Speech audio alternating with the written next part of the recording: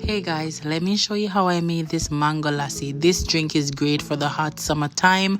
It's so good, it's so creamy and fresh. Let me show you how to make it.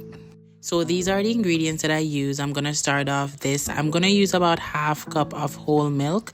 You can use almond milk or oat milk if you wish, but I'm gonna use the normal milk. I'm then going to use some coconut milk as well, just for a bit of flavor.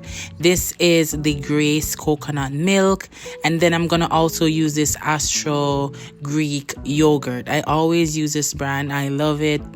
I'm then going to use one mango just to decorate my cup, but I'm gonna use the frozen mango to make this smoothie. This is the Great Value brand. This you can get at Walmart.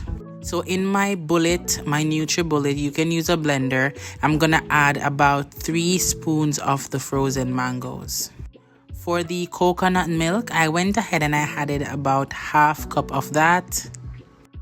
After adding the coconut milk, I added about 1 tablespoon of Greek yogurt, half teaspoon of ground cinnamon, and then I added the milk. I added about half cup of milk. I added some more ice because I want it to be extra cold. If not, the frozen mangoes will do well, but I want it to be extra cold. For a little bit of sweetness, a lot of person would add sugar, but I added about 2 tablespoons of honey, and that would do the trick. I blend that in my NutriBullet for about 3 minutes until it's smooth.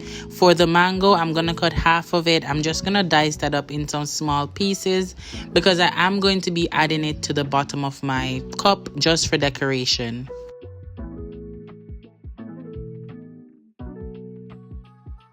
So once it's finished blending, I did add some mangoes at the bottom just for garnish.